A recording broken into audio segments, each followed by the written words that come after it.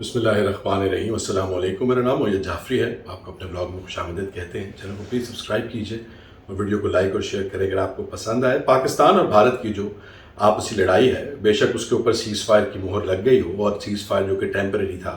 وہ آگے کی جانب بڑھتا ہوا بھی دکھائی دے رہا ہے۔ اس حوالے سے فوجیں بھی پیچھے چلی گئی ہیں اور اس پر بھی ایگریمنٹ ہو گیا ہے پچھلے 24 گھنٹوں میں، مگر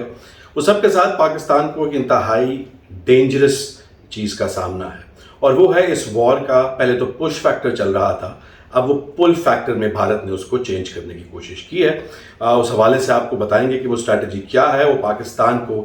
کس طرح سے چیلنج کرتی ہے، اور پاکستان کی اس وقت اسٹریٹجائزنگ جو ہے وہ انتہائی نازک موڑ پر کیوں ہے۔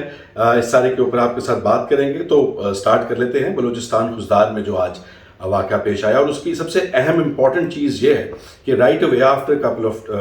آورز جو ہے وہ ISPR نے اس کو اسٹریٹ اوے ایک انڈین بیکڈ ٹیررسٹ گروپ کی کارروائی جو ہے وہ قرار دے دیا۔ اور اس کے بعد جو CM بلوچستان نے اپنی پریس کانفرنس کی ہے، اس کے اندر انہوں نے کہا ہے کہ ہمارے پاس اس اٹیک کی اور اس کے پیچھے بھارت کا ہاتھ ہونے کی انفارمیشن بہت دیر سے تھی، اور لیکن ہم یہ ایکسپیکٹ نہیں کر رہے تھے کہ بھارت اتنا گر جائے گا کہ وہ بچوں کو اور نہتوں کو ٹارگٹ کرے گا، اور جس کی وجہ سے ہمارے بچے بھی شہید ہوئے ہیں۔ لیکن انہوں نے یہ کہا ہے کہ یہ بیسیکلی بھارت کا ایک نیا پلوئے ہے، اور اس کو ہم لوگ کاؤنٹر کرنے کے لیے جو ہے وہ پورا زور لگا دیں گے، اور بھارت کو جہاں پر بیٹل میں شکست ہوئی اور اس کے نتیجے میں وہ یہ گھٹیا ٹیکٹکس استعمال کر رہا ہے، یہاں پر بھی اس کو شکست ہوگی۔ اب سچویشن یہ ہے کہ آپ اس کو گھٹیا کہیں، آپ اس کو بے ایمانہ کہیں، آپ جو مرضی کہیں، اس وقت بھارت بری طرح سے زخمی ہے، اور بھارت کو یہ بات سمجھ میں آ گئی ہے کہ کنونشنل اور انکنونشنل وار آبویسلی ہم جہاں پر بات کر رہے ہیں، ہم لوگ لمیٹڈ اسٹرائکس کی بات کر رہے ہیں، اوپن ہاٹ وار کی بات نہیں کر رہے، تو وہاں پر اس کو بھی فی الحال کم از کم 3-4 سال تک تو ایج نہیں ہے، مگر اس کو اپنے اس زخم کو چاٹنے کا جو ہے وہ اتنا زیادہ شوق نہیں ہے، اس لیے وہ کوئی نہ کوئی پاکستان کے لیے مشکلات کھڑی کرنے میں کوئی کہیں نہ کہیں سے کوشش کرے گا، اور یہی وہ فرنٹ ہے جس کے اوپر میں نے آپ سے بات کی اس سے پہلے، اور میں نے آپ کو یہ بتایا تھا کہ this was the only front جس پر وہ اپنا زور پورا لگا سکتا ہے۔ DGISPR پاکستان کی افواج یہ بات جانتے ہیں، یہاں تک کہ جو انٹرنیشنل پولیٹیکل اینالسٹ اور اسکالر ہیں کرسٹین فیئر، جو کہ مختلف پروگرامز پہ آپ کو نظر آئی ہوں گی، بزرگ سی خاتون ہیں، انہوں نے وجاہت خان کے پروگرام کے اندر مجھے یاد پڑتا ہے 2-3 دن پہلے جب بات کی تھی اس ساری جنگ کے اوپر، تو انہوں نے کہا تھا کہ بھارت جس طرح سے پہلے کام کر رہا تھا پاکستان کے خلاف، اس کے پاس واحد راستہ وہی، اور اس کے لیے بہترین راستہ بھی وہی ہے کہ پاکستان کے اندر دہشت گردی کے تھرو اپنے جو آبجیکٹیوز ہیں وہ پورے کرتا رہے، وہ چاہے ہائی ویلیو ٹارگٹس ہوں، وہ چاہے NRQ ہو، وہ چاہے بلوچستان کے اندر جو ہے وہ سبورسو فورسز کو سپورٹ کرنا ہو۔ That is the only way. Bharat کو یہ بات سمجھ میں آ جانی چاہیے، پہلے بھی تھی اور اب بھی ہے، کہ پاکستان کے ساتھ وہ وار کی سپیس کریٹ نہیں کر سکتا۔ اب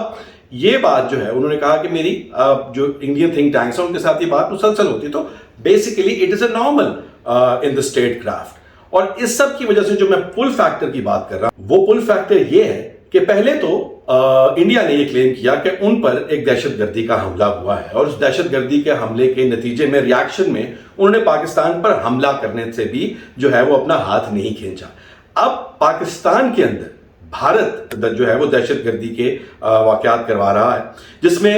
اس کا جو بیسک انٹیریئر جو وار سٹریٹجی ہے اس سب کے اندر، ایک تو یہ ہے کہ پاکستان یا تو اتنا ایگریویٹ ہو جائے کہ وہ اس کے نتیجے میں خود ویسے ہی ریاکٹ کرے جیسے ہم نے کیا تھا، اور پاکستان کسی قسم کی سٹرائکس کی جو ہے وہ آفیشلی پاکستان ملٹری جو ہے وہ اس طرح کی چیزوں کے اگینسٹ جو ہے کوئی ایکشن لے اور دوبارہ سے وار کا تھیٹر اوپن ہو جائے۔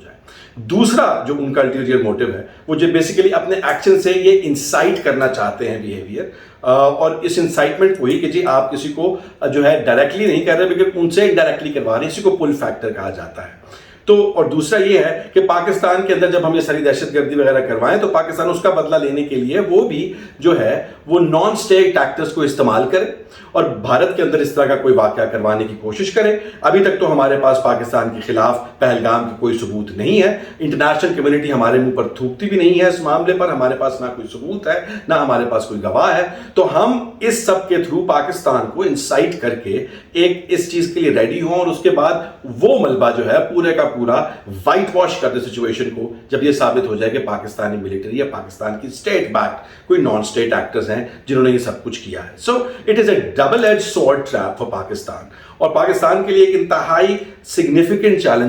چیلنج ہے آن 3 بیسک فرنٹ. سب سے پہلا تو آبویسلی ہمارا ڈپلومیٹک فرنٹ ہے کہ جس طرح سے ہم لوگوں نے اس ساری سچویشن ڈپلومیٹیکلی ہینڈل کیا, ہم کتنی اسٹرانگلی اس کے جو ہم اوپنلی کلیم کر رہے ہیں ایویڈنس, اور آئی ایس پی آر نے ابھی تک تو یہی ہمیں بتایا کہ وہ کسی ثبوت کے بغیر بات نہیں کرتے, تو وہ ثبوت اب پوری دنیا کے اندر دکھانے پڑیں گے. اب یہ پوری دنیا کو بتانا پڑے گا کہ اگر اینٹ کا جواب اینٹ اور تھپڑ کا جواب تھپڑ ہے تو کیا پاکستان ان پر اٹیک کر دے, اور اگر نہیں تو پھر بھارت کو اس سب سے باز کیا جائے, انٹرنیشنل پریشر ڈالا جائے اور اس کو انسان کا بچہ اور بندے کا پتر بننے کا جو ہے وہ سبق سکھایا جائے. ایک تو وہ فرنٹ ہے. دوسرا آبویسلی جو پاکستان کی کائنیٹک فورس ہے, پاکستان کی ملٹری ہے, ان کو انتہائی پیشنس کے ساتھ, انتہائی احتیاط کے ساتھ اس ساری سچویشن میں آبویسلی رہنے کی ضرورت ہوگی, تاکہ کسی بھی قسم کا کوئی بھی فالس فلیگ ایک اور کریٹ کر کے ود اینی پاسبل اور probable link to Pakistan state, even a rogue element in Pakistan state جو ہے,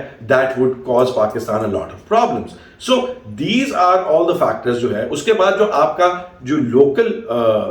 پول اور پش ہے وہ بھی انتہائی اہم ہے, کیونکہ جب دہشت گردی کے واقعات ہوں گے اس میں سے یقیناً ڈویسو حرکتیں ہوں گی, جس کے اندر آپ کے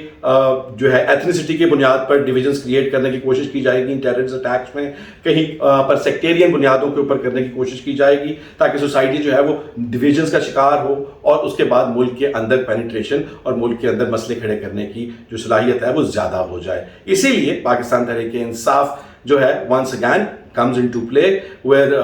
ان کی جو میڈیا فورس ہے یا ان کا جو پھیلاؤ ہے یا ان کا جو انفلوئنس ہے اور sheer numbers, the percentage of people that basically support Imran Khan, that will come into power. اس طرح کے وارفیئر میں واقعتاً قوم کا ایک ہونا انتہائی ضروری ہے, which is why all these fronts are the big challenge for Pakistan. لیکن ابھی ہوتا ہوا سچویشن کچھ ایسی نظر نہیں آ رہی. عمران خان کے باہر نکلنے کی خبریں جس طرح میں نے آپ کو بتایا تھا انہی گراؤنڈز کے اوپر آہستہ آہستہ دم توڑ گئی ہیں. ہینگ لگی نہ پھٹکڑی, سانپ بھی مر گیا, لاٹھی بھی نہیں ٹوٹی, لوگ خوش بھی ہو گئے, احتجاجوں کی بات بھی نہیں ہوئی, اور خان صاحب بھی ابھی تک اندر ہیں. اور اب ان کے پولی گرافک ٹیسٹ جو ہے, جھوٹ بولنے والی مشین کی کہانی کے اوپر جو ہے لمبی لمبی ہیئرنگز ہو رہی ہیں اور اس کے بارے میں پش کیا جا رہا ہے. سو that is where we stand right now. Pakistan کے لیے the next phase of this war will be very critical and very delicate. Let's hope